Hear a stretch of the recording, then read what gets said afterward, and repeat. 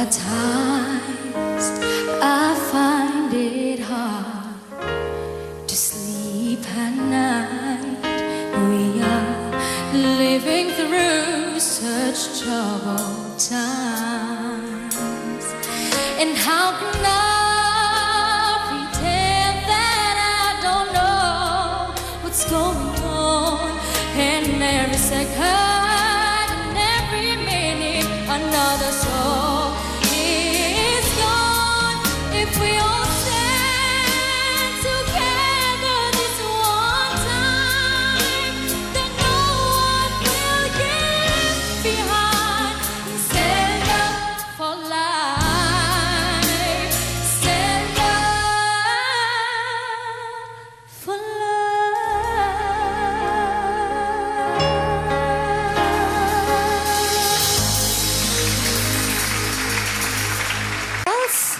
Sinilip namin ang scores ng bawat isa. One of the judges gave Celeste 87%. Wow! Si Ginger naman scored 81% from one of the judges. At si Katrina binigyan ng 80% ng isa sa ating mga horado.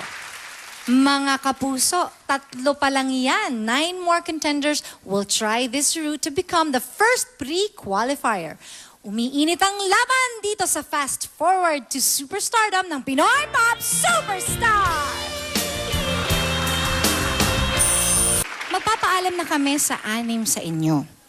Pero, hindi dito natatapos ang mga pangarap ninyo. Okay? Continue dreaming and continue singing. Magkikita-kita pa rin tayo. Okay, guys?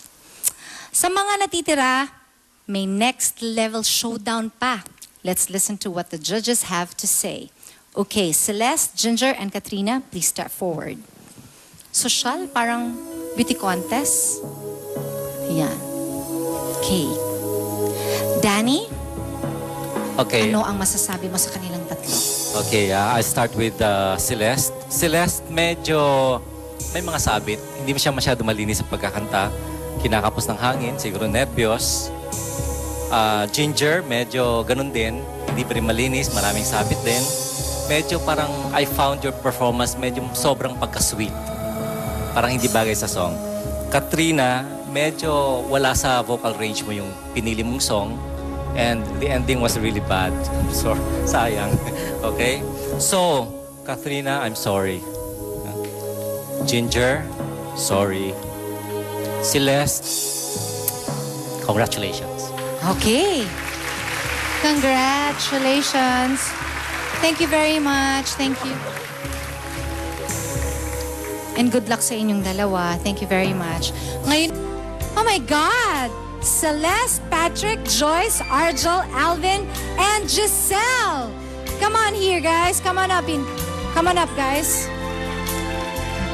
You are our top 6, and you are moving on to our next level showdown that will happen next week. Hindi nyo alam yun, ano?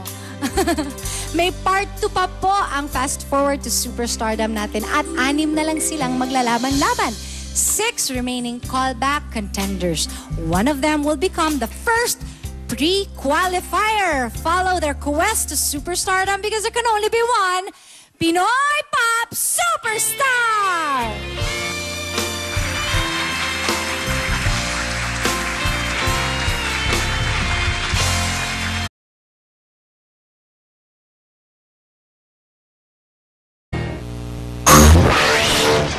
Saksihan, Senador Panfilo Lacson, pwede nang lumutang mula sa mahigit 1 taong pagtatago matapos ibasura ng Court of Appeals ang Dacer Corbito double murder case laban sa kanya. Ombudsman Mercedes Gutierrez, sinabing maghahain ng manifestation sa Sandigan Bayan matapos irekomenda ng Senado na iurong ang plea bargain deal kay Carlos Garcia. Minimum fare sa ordinary bus gustong itaas sa 14 pesos, 17 pesos naman para sa aircon bus. Silipin ang makulay at magarbong pagdiriwang ng Chinese New Year sa iba't ibang bahagi ng mundo. I love you, Bieber! I love you, Justin! Die-hard Justin Bieber fans dagsa sa special screening ng documentary ng kanilang idolo sa Times Square sa New York.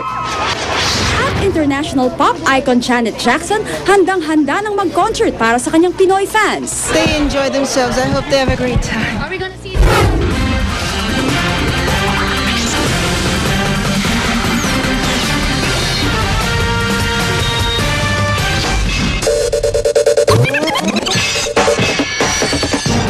Matapos ang mahigit isang taong pagtatago, pwede nang lumantad si Senador Ping Lacson. Yan po ay matapos ibasura ng Court of Appeals ang Dacer Corbito double murder case at ipawalang bisa ang warrant of arrest laban sa kanya. Saksi si Teresa Andrada. We are humbled by the decision of the Court of Appeals. They showed courage and integrity in dismissing the case against Senator Lacson. Mangiyak-ngiyak ang abogado ni Senator Ping Lacson na si Attorney Alex Avisado nang mabalita ang ibinasura ng Court of Appeals ang kasong double murder laban sa kanyang kliyente. Sabi ni Avisado, malaya nang lumantad ang senador ngayong nabasura na ang kaso at wala na ring bisa ang warrant of arrest. Ang kapatid naman ng senador na si Cristina Lacson Diaz, sinabing tagumpay raw para sa katotohanan at hustisya ang desisyon ng Court of Appeals. Dininig daw ng Panginoon ang kanilang dasal. Sa 80 pahinang desisyon, kinatigan ng Special 6 Division ang petisyon ni Lacson na humihiling na ipawalang bisa ang warrant of arrest laban sa kanya kaugnay sa pamamaslang sa PR man na si Bobby Dacer at driver niyang si Emmanuel Corbito. Sinabi ng korte na walang basihan ang aligasyon ng pamilya Dacer na si Lacson ang mastermind sa pagpatay sa PR man dahil lang daw kontra si Dacer sa pagtatalaga kay Lacson bilang PNP chief.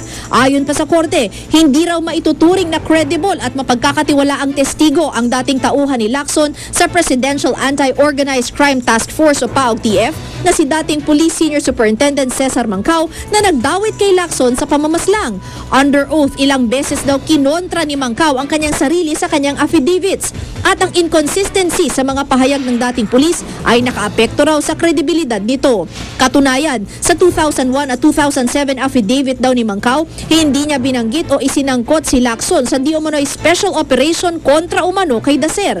Taliwas na nakasaad sa kanyang 2009 affidavit kung saan sinabi raw kay Mancao ni Michael Ray Aquino na inaprubahan daw ni Lacson na nooy PNP chief ang special operations. Sabi ng korte, dahil di nakitaan ng probable cause para sampahan ng kaso ang senador, dapat mangibabaw daw ang doktrina ng presumption of innocence kay Lacson.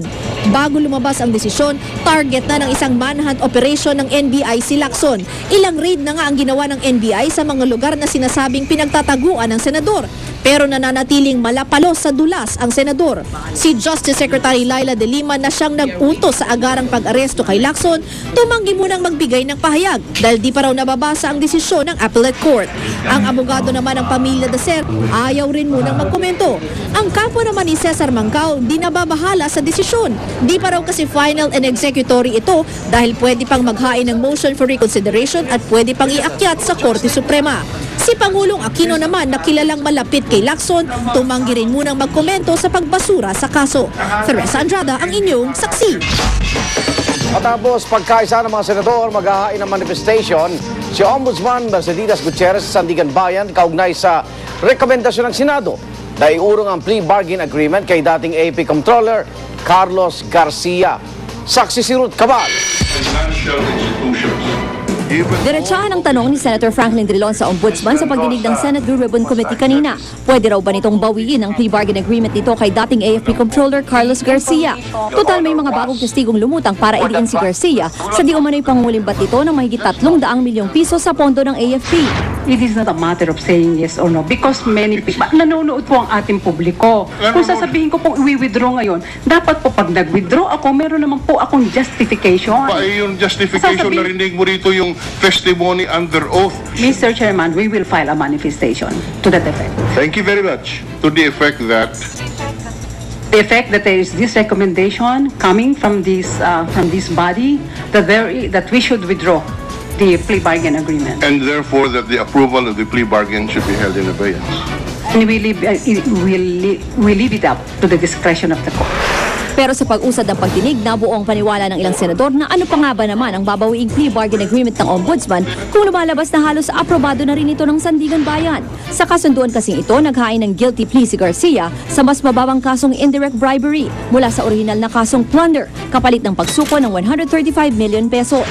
Dahil mas mababa na ang kaso, pinayagan na siya ng Sandigan Bayan na magpiyansa. Pangabatuloy ng ilang senador, baka di na maibalik pa sa plunder ang kaso laban kay Garcia dahil lalabas na double jeopardy ito. Ano? Just a minute, Mr. Senator. It is unintelligible to me as a former RTC judge. What? It is so simple. Ang plunder hindi pwedeng i-bail. Ang plea bargain, kailangan aprubahan ng korte. Then I asked Sandigan, what on earth are you thinking? Sa tingin ko, nawala na yung plunder sa kaso eh. Bribery na lamang ang pending laban sa kanya. Kaya nga nakapag-bail na siya eh. Hindi po ba? And in that sense, the plea bargain has already been partially executed. Yes, sir. If that's the case, you have no remedy. The double jeopardy will set in. Lalo pang nagduda ang mga senador sa plea bargain agreement dahil di raw nasunod ang isang kondisyon ditong may pera pang dapat isoli si Garcia. Kinumpirma kasi ng Anti-Money Laundering Council noong 2004, ilang araw bago lumabas ang freeze order sa mga bank account ni Garcia, nakapag-withdraw na pala ang pamilya Garcia ng kabuoang 128 million pesos sa loob lang ng 4 na araw. Did you ask him to restitute this amount? Yes, Your Honor. And that was, in fact, the very first condition that we asked him before we agreed to any plea bargaining agreement. And the condition was not complied with. Yes, Your Honor. And notwithstanding the fact that the condition was not complied with, you proceeded to enter into this plea bargaining. Yes, Your Honor. And where did you place them? With Mr. Chair, Your Honor, with due respect, Your Honor, this case is still pending with Sandigan Bayan. I would like to invoke my constitutional against self-incrimination. Dahil wala pa naman daw ang desisyon ng Sandigan Bayan kung aaprubahan o hindi ang plea bargain agreement, sinabi ng Ombudsman na bukas daw sila sa pagre-repaso sa kaso ni Garcia. We're exploring the possibility of a new discovered evidence, Your Honor, because at the time it was filed, Colonel Rabusa was not yet present. Tumanggi na munang magbigay ng pahayag ang Sandigan Bayan pero ilalabas daw nilang desisyon sa plea bargain agreement ni Garcia ngayong buwan. Ako, si Ruth Cabal, ang inyong saksi. Bukod kay dating AFP Chief of Staff Retired General Angelo Reyes, dalawa pang dating hepe ng militar ang pinangalanan ni Retired Lieutenant Colonel George Rabusa na tumanggap umano ng pabaon sa kanilang pagretiro. May kwento naman tungkol sa pasalubong ang bagong witness na si Lieutenant Colonel Antonio Lim. Saksi si Ivan Mayrina.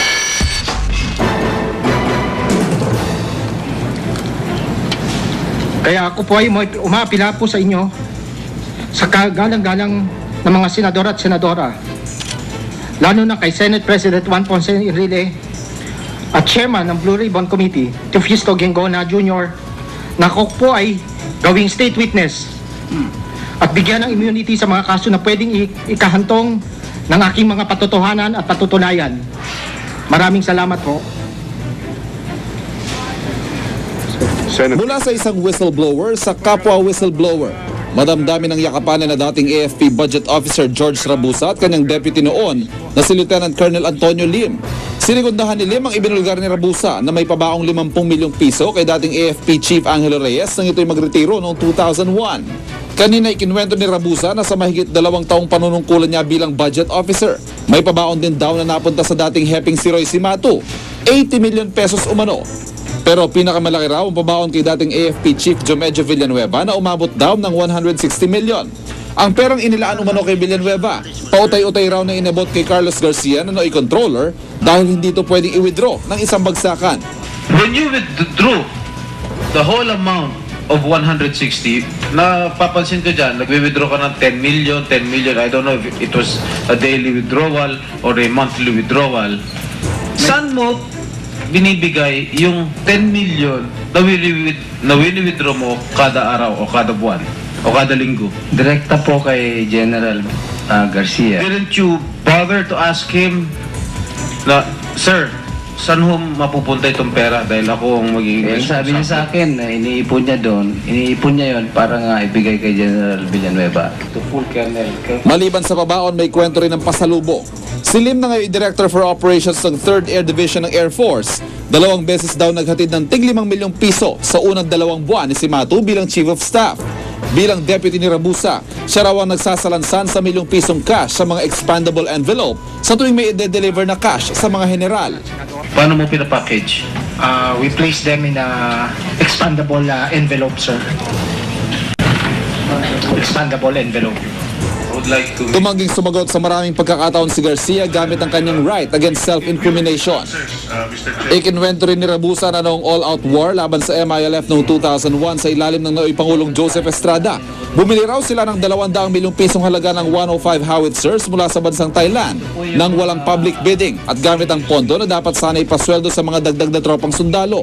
Mas malaki naman pa ang pagbili ng unmanned aerial vehicle mula sa Israel na nagkakahalaga ng $2 million na hindi nagamit ng gobyerno dahil palpak ang mga ito.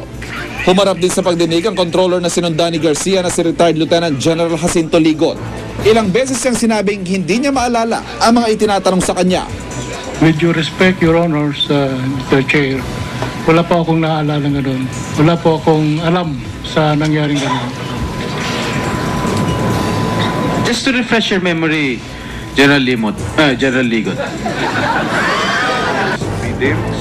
Sa susunod na linggo, magsasagawa ng caucus ang Senate Blue Ribbon Committee para magpasya kung ano ang gagawin kay Garcia at maging kay Ligon. Ako si Ivan Mayrina, ang inyong saksi. Naging emosyonal naman si dating COA Auditor Heidi Mendoza sa Senado na makarating sa kanya ang pagpalag ng Commission on Audit sa ilang bahagi ng kanyang testimonya. Dahil dyan, hiniling niya sa mga senador na huwag na siyang gawing resource person kapag kalakaran sa COA ang tinatalakay. Saksi si Sandra Aguinaldo. Para sa Commission on Audit, hindi lahat ng sinabi ng dating nilang auditor na si Heidi Mendoza ay totoo. Kanina pinabulaanan ng COA ang sinabi raw ni Mendoza na hindi tinanggap ng komisyon ang kanilang audit report tungkol sa di umano'y katiwalian sa pondo ng AFP. Sa ombudsman daw kasi dapat mag-report si Mendoza noon dahil bahagi siya ng Interagency Investigation Team na nag-imbestiga kay retired Major General Carlos Garcia. Hindi rin daw totoong hindi nila sinuportahan ito. Though COA was not the lead agency, it has released funding as cash advance to Ms. Mendoza upon her request in the name of the group of auditors to defray expenditures incurred in the fact-finding activities. The COA has likewise offered the use of a government vehicle for this purpose. Ang Office of the Ombudsman din daw ang dapat nagpasya kung dapat ipadala sa United Nations noon si Mendoza para ituloy ang kanyang investigasyon. The necessary evidence could not have been unearthed from the mountain of documents by a single individual. The whole organization of COA stands by the integrity of our auditors. Nasa Senado si Mendoza nang makarating sa kanya ang mga pahayag na ito ng COA. Nang sabihan siyang pababalikin siya sa Lunes para sa kanyang testimonya, nagdalawang isip si Mendoza. Humihingi po ako ng paumanhin. Kung maaari po lamang, huwag na po ako ang resource person when you discuss about COA and how its auditors accepted bribe money or how the auditors failed to perform their duty. Paglilinaw ni Mendoza, hindi siya umaatras bilang witness at paninindigan niya ang mga sinabi niya. Gusto lang daw niyang iwasang magsalita tungkol sa sistema at kalakaran sa COA. COA said they stand by the auditors. I am telling them, I was your auditor and I am an auditor until now. Pagod na po ako. Ayoko na pong pakinggan pa ako anong sasabihin ng mga tao para siraan ako. Dumating sa pagdinig ang kanyang mga schoolmate at kaklase sa National Defense College of the Philippines. Ilan sa kanila, mga sundalong nasa serbisyo pa. Tanda ng kanilang suporta, magpa-fundraising daw sila para sa edukasyon ng mga anak ni Mendoza. Sa isang simpleng subdivision sa Tayabas, Quezon, naninirahan si Mendoza. Sa panayam ng GMA News sa kanyang kapatid, dama ang hirap na pinagdaraanan ng buong pamilya sa pagtestigo ni Mendoza laban kay Garcia. Pamensahe ko lang po sa kapatid ko, sana po ay lagi siyang mag-ingat, pati yung kanyang asawa at anak. Sandra Aguinaldo ang inyong saksi. At sa ibang balita, humihingi na rin ng taas pasahe ang mga bus operator sa Metro Manila. Hiling nila gawing 14 pesos ang minimum fare sa ordinary bus, habang 17 pesos naman sa de-aircon. Saksi si Julio Segovia. Kasunod ng 10 pisong dagdag sa flag down rate sa taxi at pisong taas pasahe sa jeep, eto tumihirit na rin ng fare increase ang mga bus. Militanya ng mga bus operator ang dahilan. Unang-una, sa pool sila sa dagdag singil sa toll sa SLEX. Nariyan pa raw ang mahal na imported spare part. Huwag din daw kalimutan ang seri ng oil price hike. At ang bawas kita raw mula nang umiral muli ang number coding scheme sa mga bus. Ang hinihingi ng Integrated Bus Operators Association ng Interboa, 5 pisong para sa ordinary bus. Kaya kapag lumusot, mula sa kasalukuyang 9 na ang minimum fare sa mga ordinary bus. Pagdating naman sa mga bus, mula sa kasalukuyang 11 pesos na minimum fare, gusto nila itong iakyat sa 17 pesos. Confident naman kami na mabigyan ng fare increase kasi as I said, our grounds are valid. Habang dinidinig ang petisyon, gusto ng Interboa na bigyan muna sila ng 2.50 provisional increase sa ordinary bus at 4 pesos sa mga de-aircon. Pero sagot ng LTFRB, too exorbitant yung inihingi nila. Walang basis talaga para mag-grant kami ng provisional or itong i-decide namin sa yung main case. Kung tutusin daw ayon sa LTFRB, di pa raw pwedeng magtaas ng pasahe ang mga bus. Noong 2008 daw kasi kung kailan higit 40 pesos din ang litro ng diesel, na natili sa 9 pesos ang minimum. Nang tanungin naman namin ang mga bus driver, ang ilan sa kanila ay nagdadalawang isip sa taas pasahe. Siyempre kung tataas ang presyo ng pamasahe, halos lahat tataas na yun. Kung mas maganda nga kung gano'n na lang pasahe. Dahil? Lahat ng mahirapan taong bayan. Samantala, naghain ng motion for reconsideration si Claire de la Fuente kasama ang kanyang abogado sa LTFRB kaugnay sa kanselasyon ng prangkisa ng kanyang Philippine Corinthian Liner Bus dahil sa umunay pagsali nito sa transport strike noong Nobyembre noong nakaraang taon. Ako si Julio Segovia, ang inyong saksi. Hindi pa rin daw magpapatupad ng mandatory evacuation ang gobyerno sa mahigit 6,000 Pinoy sa Egypt sa kabila ng muling pagsiklab ng gulo doon. Pero handang tumulong ang DFA sa mga gusto nang umuwi, tulad ng 27 Pilipino na babalik na sa bansa sa araw ng Sabado. Narito ang report.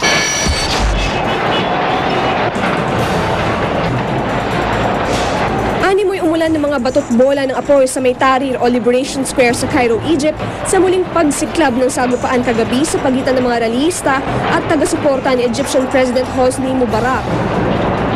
Bukod sa mga itinayong barikada, ilang sasakyan ang pinagsusunog. Hanggang sa madaling araw, maya't-maya ang pag-alingaw ng mga puto. Sa taya ng Egyptian Health Ministry, umabot na sa 6 ang patay sa magdamagang karahasan. Mahigit 800 naman ang sugatan. Sa kabila ng tumitinding kaguluhan sa Egypt, giit pa rin ang Department of Foreign Affairs, hindi pa rin daw magpapatupad ng mandatory evacuation sa mahigit 6,000 Pilipino doon. Sabi nila, relatively safe naman sila. Ang karamihan ng ating mga kababayan ay naninirahan at nagtatrabaho malayo sa Tahrir Liberation Square. Gayunman, nakahanda raw ang DFA na tumulong sa mga Pinoy na gusto nang umuwi. At sa darating na Sabado, 13 babae, 5 lalaki at 9 na menor de edad galing Egypt ang magbabalik Pilipinas. Iasaguro po natin na hindi po mangyayari sa ating mga repatriates yung binabanggit ninyong pagkikikil na naranasan nung ibang umalis na sa Egypt. Para sa saksi, Victoria Tulad, nag-uulat.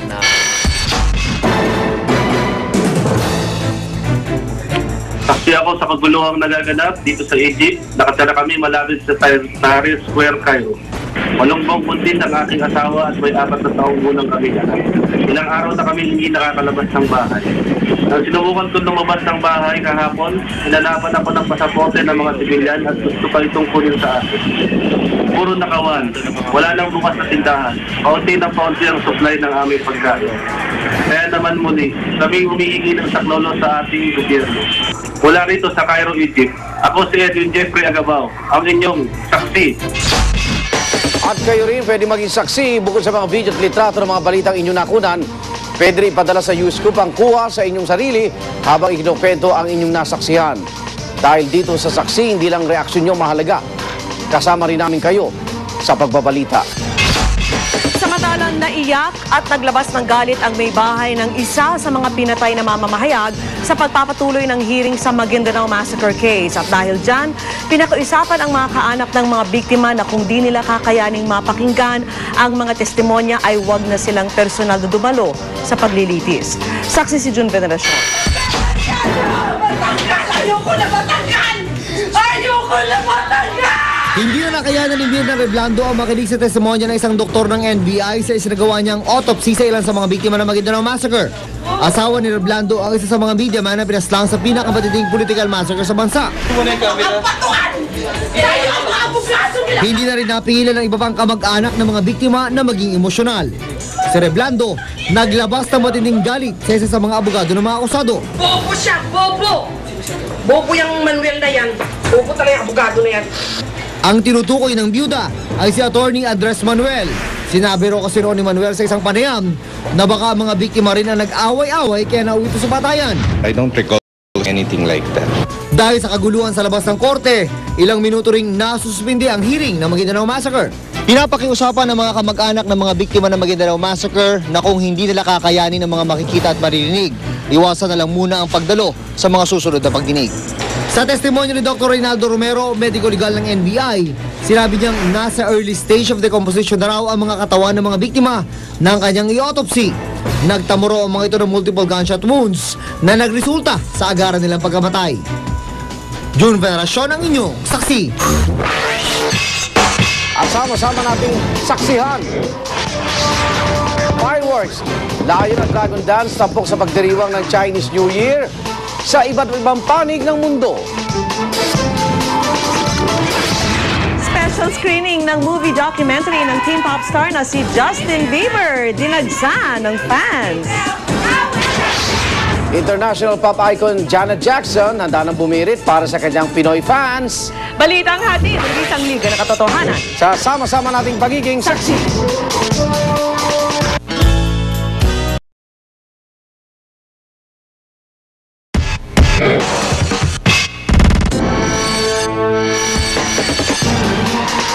Hindi lamang dito sa Pilipinas naging makulay at magarbo ang selebrasyon ng Chinese New Year. Maging sa iba pang bahagi ng mundo, masayang sinalubong ang Year of the Metal Rabbit. Narito po ang report. Bongga at makulay ang naging pagsalubong ng mga taga Hong Kong sa Year of the Metal Rabbit. Tampok sa kanilang International New Year Night Parade ang mga nagagandahang float na sinamahan pa ng mga performers mula sa iba't ibang panig ng mundo. Bukod sa marching band, may cheer dancers pa. Hindi rin siyempre nagpahuli ang tropa ni Mickey at Minnie Mouse. Sa Beijing, China naman, dagsa ang libu-libong tao sa templo bilang pagsalubong nila sa Year of the Metal Rabbit. Dala ang mga alay, dasal nila na maging maganda ang buong taon nila. Nagningning naman ang kalangitan sa Singapore dahil sa magarbong fireworks display na isinalubong nila sa Chinese New Year. Ang mga theme parks doon, buhay na buhay sa dami ng namasyal. Hindi rin nagpahuli ang Japan. May lion dance na talaga namang kinaaliwan ng lahat. Sa New York sa Amerika naman, sinindihan ng kulay pula at dilaw na ilaw ang Empire State Building bilang pakikiisa sa selebrasyon ng Chinese New Year. Dito naman sa Pilipinas, larawan ng kasiyahan ang bawat kalye at iskinita ng Chinatown sa Binondo, Maynila. Pero ang agaw pansin ay ang tinagurian nilang longest dragon dance na may haba ng 1,000 talampakan. Kaliwat kanang parada rin ang isinagawa ng iba't ibang grupo kung saan bida ang kuneho. Para sa saksi, ako si Connie Sison, nag-uulat.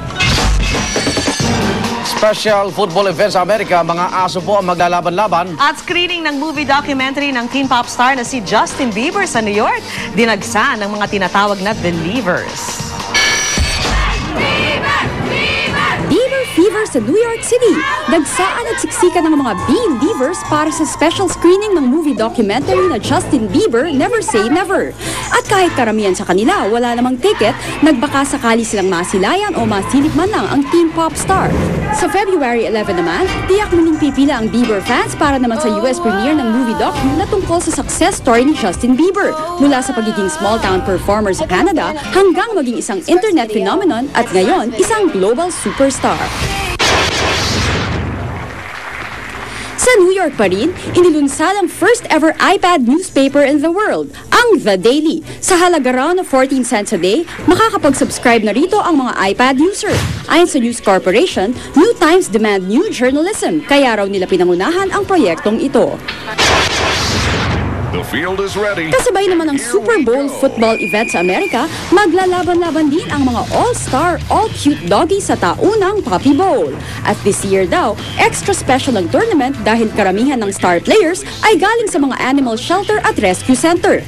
Ang pinakaaabangan sa lahat ay kung sino ang pipiliing MVP o Most Valuable Puppy. Para sa Saksi, Rosetti Rivera, nag-uulat. Sa ibang balita, isang mamahaling kotseng Ferrari ang nadisgrasya sa isang Central Island sa Pasig. Nakipagtalo pa ang may-ari ng sasakyan sa mga rumesponding traffic enforcer. Saksi si Cesar Apolinario. Di bababa sa 9 na milyong piso ang sports car na Ferrari. Kaya naman kahit sino mapapangiwi, madaplisan lang ito.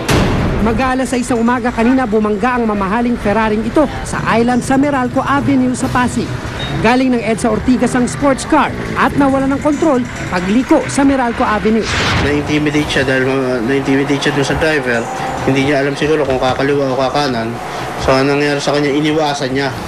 So dahil sa bilis niya, hindi nakayanan ng preno o yung maneuver na ginawa niya, umikot yung sasakyan, tumama doon sa gutter.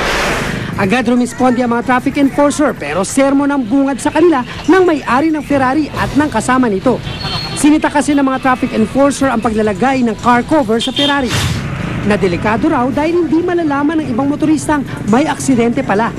Lalo pa raw uminit ang diskusyon nang mabanggit ang mga matataas na opisyal at dating opisyal ng gobyerno na di umano'y kamag-anak nila. Nagalit pa sa amin eh. Pinagalitan pa kayo? Pinagalitan pa ako ng babae dahil huwag daw namin pakikialaman eh. Pagka pinakailaman namin, patatanggal daw kami sa trabaho. May binabang sila na... Sino yung mga binanggit? General Mendoza. Okay. Tapos meron pa siyang si Secretary DILG. Robredo. Naging mailap sa media ang may-ari ng sasakyan.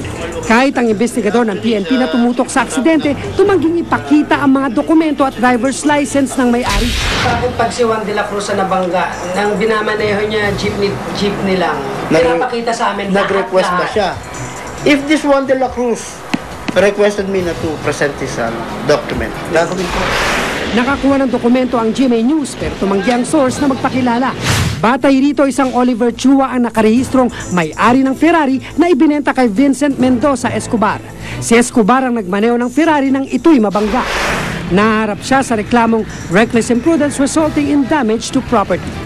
Cesar Apolinario ang inyong saksi. At sama-sama natin saksihan, pop icon Janet Jackson. Ready nang makipagrakrangan sa kanyang Pinoy fans. Balita ang hatid ng isang liga na katotohanan. Sama-sama nating pagiging saksi.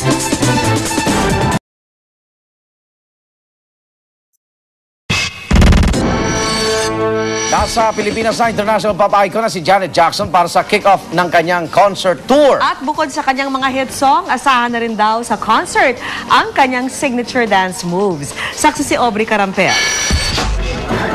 Hi Janet, welcome to the Philippines. How does it feel to be back? It feels great. It's been, 17, 18 years since I've been here, so it feels great.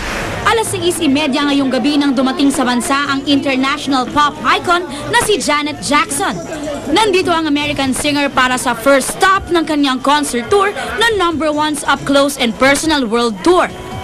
Hindi ito ang unang pagkakataong bumisita si Janet sa bansa para mag-perform. Espesyal daw sa kanya ang Pilipinas.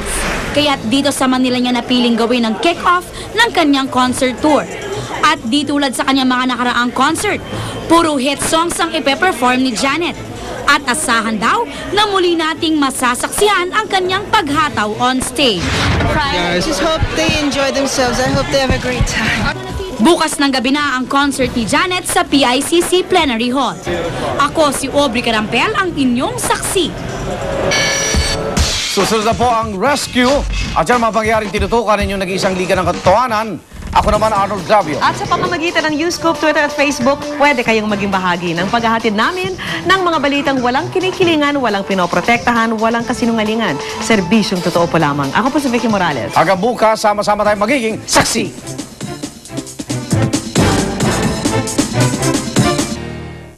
Makibahagi sa mga maaksyong pangyayari sa rescue. Kaakibat ang Nescafe Classic. Sa Maaksyong Rescue, ngayong gabi. Pispira sa pista sa Barangay San Roque sa Nabotas, 100 bahay naglagablab. Pagising ko po, nasa may gilid na po namin yung apoy.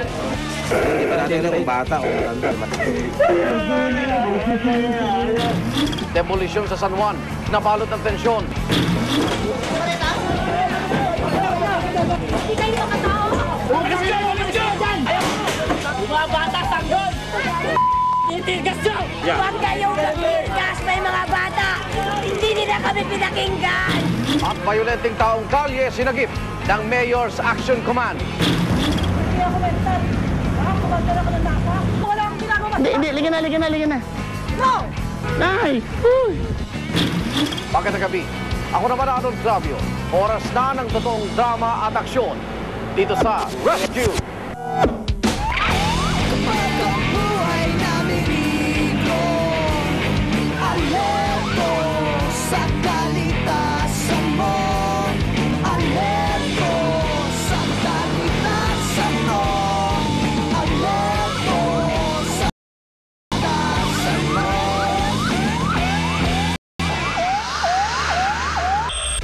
Batuhan, sigawan at walang humpay na kaguluhan.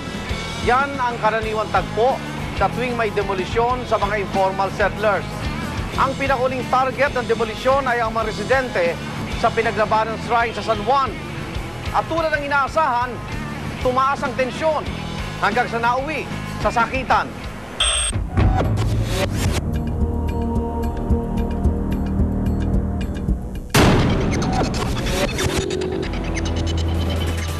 Alam naman natin, based sa batas ng Pilipinas, any national park or government site na ganyan, katulad ng pinaglabanan shrine, hindi talaga dapat lagyan ng mga informal settlers or illegal structures.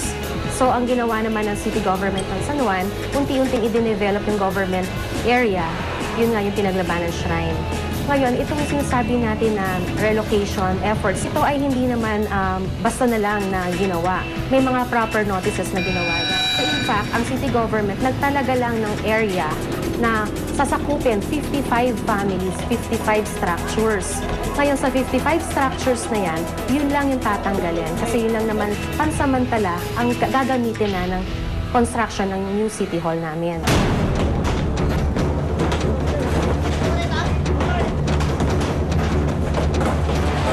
Karoon po ng tensyon nung magsisimula na po yung mga bandang mag-aalas 8 po ng umaga.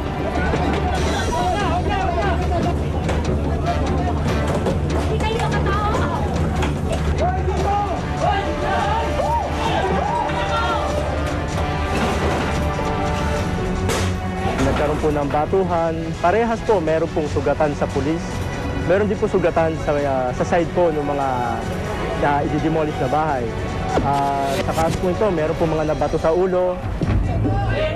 Umalis kayo dyan! Pwede kayo kasali dyan! Umalis kayo! Pumasok kayo sa bahay nyo! Pasok kayo doon! Pasok! Pasok sa bahay! Pasok! Pumasok na kayo sa bahay! Pasok kayo doon! Umalis kayo! Umalis kayo dyan!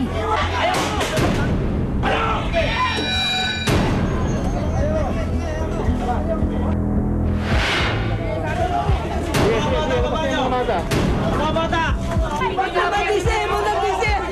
May disable kami!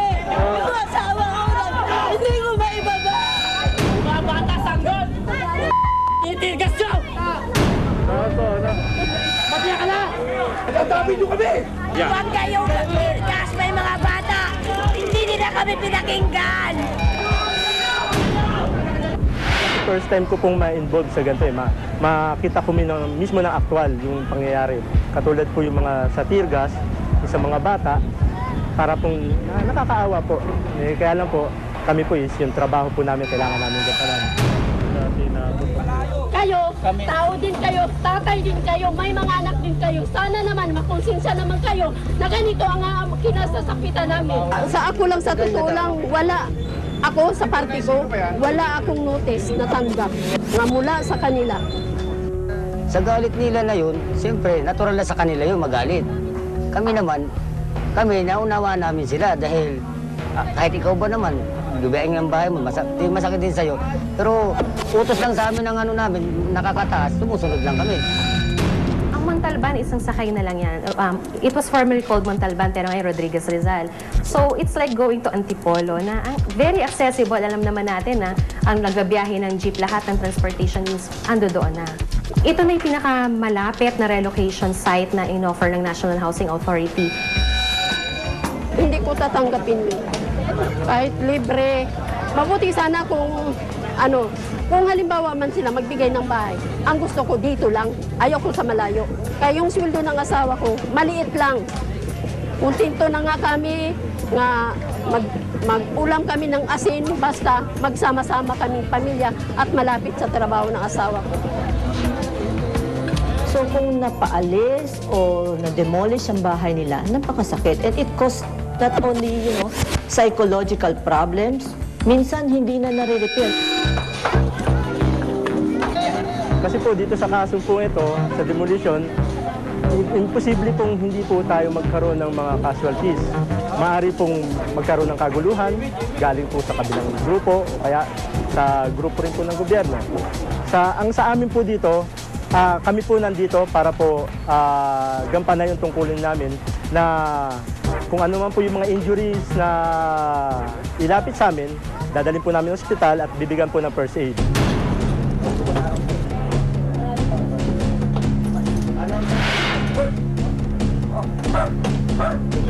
Sabi ng anak ko na ganun lang na siya raw tinamaan ng ligaw na bala, naligaw na bato, kaya nagkaroon ng kasugat siya.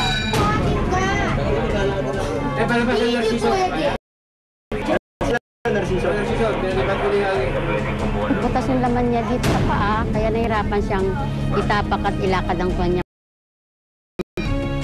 Sa ginawa po natin kanina, nilinis po ulit natin yung kanyang sugat. Medyo ngayon po namaga yung paa niya. Kaya po yung pagka naglalagay po siya ng force, hindi doon sa kaliwang paa niya, mas kumikirot po. Pero nabigyan na po siya ng anti-tetanus. Alalay lang. Kasi pwesa mo yung bigat mo dyan. Mahawak ko sa akin.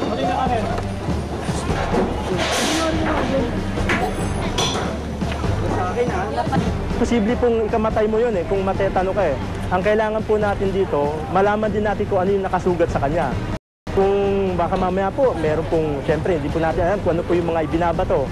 Maaari po merong may bakal na may mga kalawang. Expose po yung sugat nila sa mga mikrobyo. Kaya mas kailangan po na ineksyonan sila ng anti-tetanus.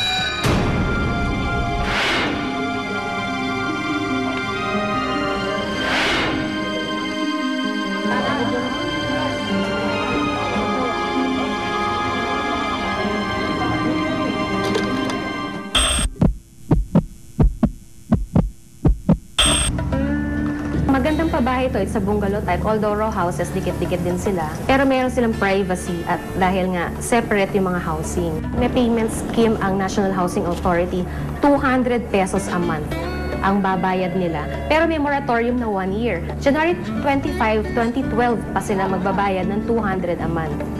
To give them time. Palagay ko, maayos na rin siya. Malaki rin. Kaya lang wala pa siyang ilaw, wala pa siyang tubig. Ang tubig dito nawasan na binibili sa umaga. Okay naman kami rito. Okay na ito kaysa wala. Kaysa nasa kalye kami natutulog. Inayos talaga namin na para wala rin naman silang masabi on the part of the city government na kami basta magre-relocate nang wala naman silang pupuntahan. Ang gusto rin lang namin kasi mapabuti ang buhay nila sa pagbibigay ng pabahay.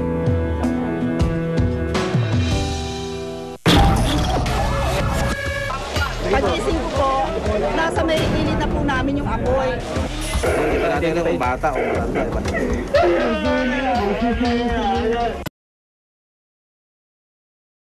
Di bali ng manakawan, wag lang masunugan. Ito ang karaniwang hinagpis ng mga residenteng biktima ng sunog. Pero para sa mga taga-barangay San Roque sa Nabotas, hindi lamang ari-arian ng kanilang pinanghihinayangan. Dahil sa bispiras ng kanilang pista, hindi lamang mga bahay ang naabo, kundi 12 inosenteng buhay.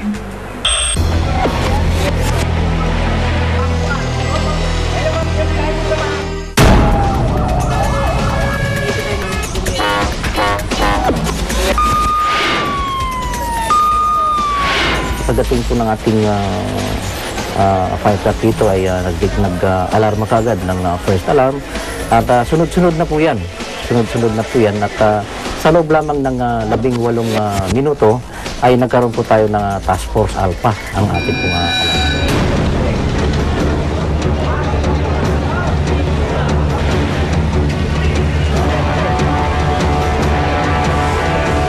Ang ihip ng hangin ang siyang isang bagay na siyang lalong nakapagpalakas ng apoy natin.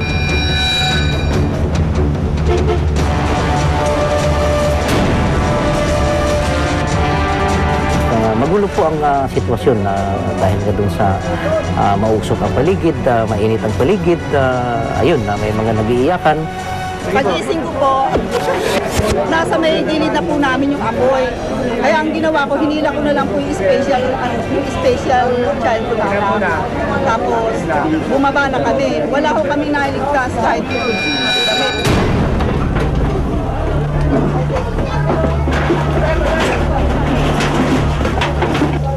May mga statement po yung ating mga saksi na ang apoy ay nagmula sa isang bahay. Pag-aari na isang tao raw na may diferensya sa pag-iisip na kung saan nung mga nakaraang mga araw daw ay yan ang kanyang ginagawa na kapag siya ay sinusumpong ay naglalaro siya ng posporo, naglalaro siya ng lighter.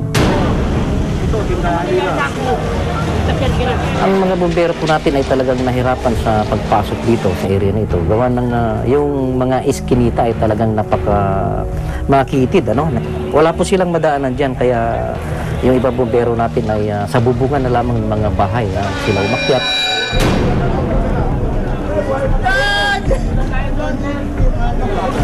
Hindi namin alam kung anong dahilan niya kung saan ang galing yung apoy. Iisip natin, bye! Baka na para sa bumbero, para tayo. Ako na, di ka atras tayo. Hindi ko alam ngayon lang ako dumating, galing ako sa trabaho. Nagaling ako.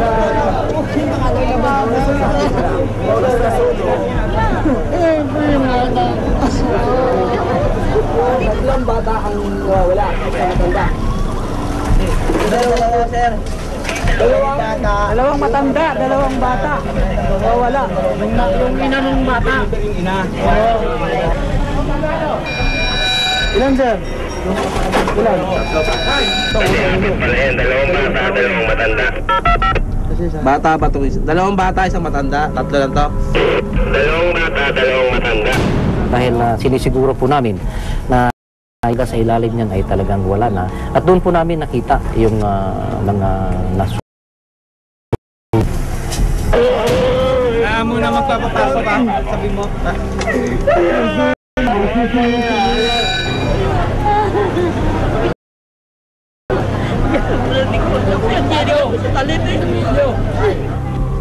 Itong lugar po na ito ay masasabi natin isang fire trap dahil iisang pasukan, iisang labasan. Kung magkaroon man ng sunog sa harapan ay hindi talaga imposible na sila ay matrap at sila naman ay mamatay.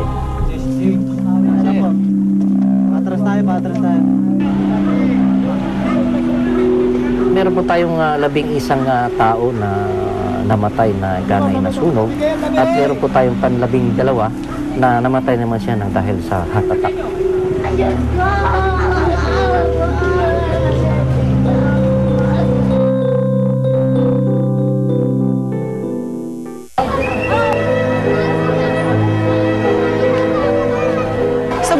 Merong 375 families sa nasunugan at 301 ang kabahayan. Merong 154 ngayon na nasa evacuation center dito sa San Roque High School. The rest nasa mga neighborhood, mga friends. Dito rin sa paligid ng Barangay San Roque. Nataranta na kami. Nagkakasalubong na yung mga tao, wala nang mailabas. Eto, wala pa kami nadala. Wala mo, wala mo namin.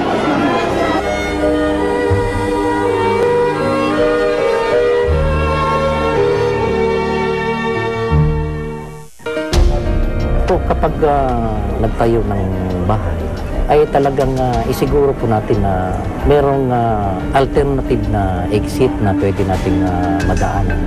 Na kailangan po magkaroon ng right of way.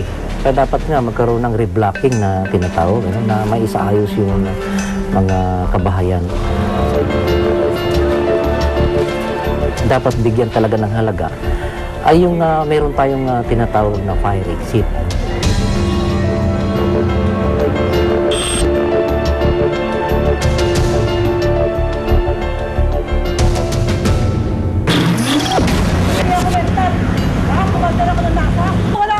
Hindi, ligan na. No!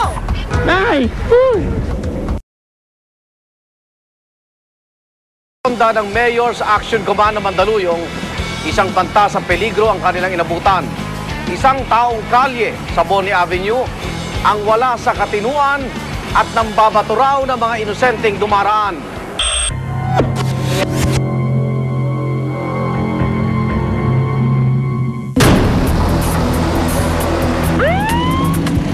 Mayor's Action Command dito sa Mandaluyong. Tumutulong kami sa peace and order. Meron din kaming ambulansya pang rescue sa pag may na-aksidente.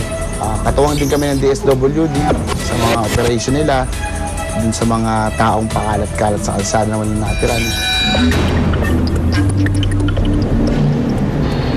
Yun siya.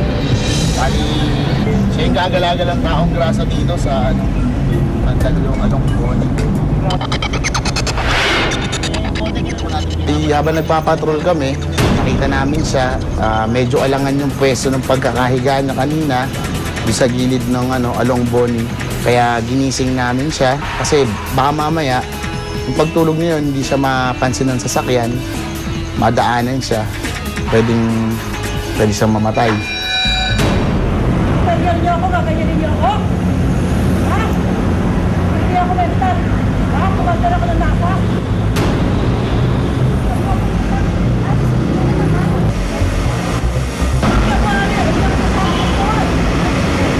May nangyari na minsan na nagagalit siya sa mga nagdadaan, medyo violente, sabi natin pinagsisigawan yung mga nakakasalubong.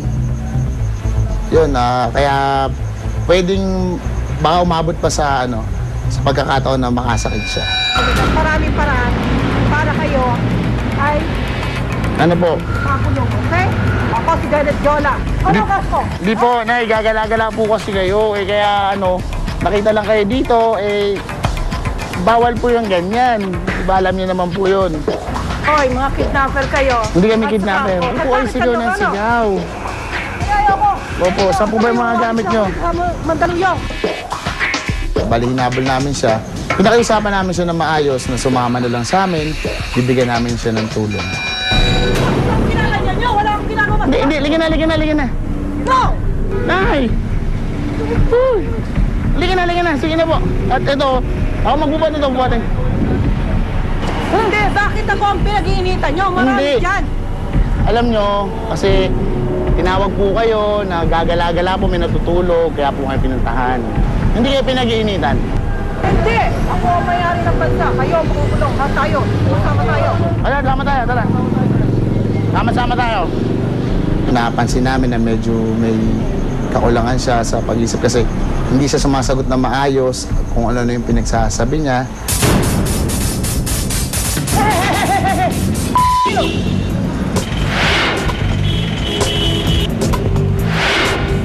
MMC muna, pang-medical natin.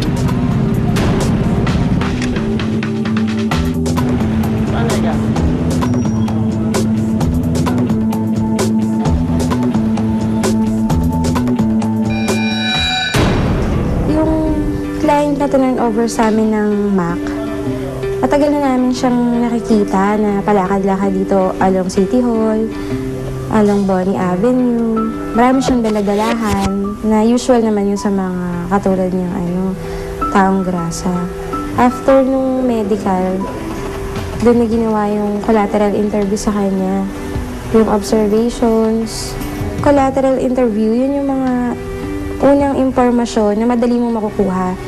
Yung pagkakita mo sa kanya, yung mga matatanong mo tulad ng pangalan, na nasagot naman niya. I'm the foreigner. I'm not Filipino. I'm not growing up here. That's my identification. What's your nationality? It's in the Saudi Arabia. I'm studying in Harvard University, Washington, D.C. How much college that you have? Huh? Kind of this questioning of this is stupid. Enough. If I have the punishment, I'm going to jail. Kailangan talaga niya ng medical assistance dun sa status niya. Kailangan talaga niya din ma-confine sa NCMH para din malaman kung ano yung proper medications na dapat gawin sa kanya. Baka bumalik pa naman yung dati. Kasi yung para makapamuhay din siya ng normal. Kapag nakakita sila ng taong kalye, nagkakagagala-gala, pwede sila makipagtulungan sa mga local government, DSWD, para makapagbigay kahit yung information lang dun sa tao kung nasaan yun. Kasi meron naman tayong mga agency, ahensya na pumupunta ron para kunin sila at bigyan ng tulong.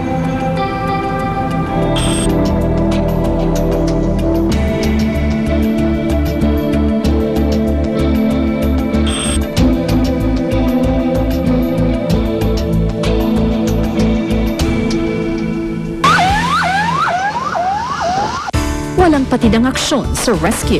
Kaakibat ang Nescafe Classic. Maraming salamat sa inyong patuloy na pagsubaybay sa aming programa. Hanggang sa susunod na Webes, ako naman, Arnold Clavio. Ito ang Rescue. Alerto sa kaligtasan mo.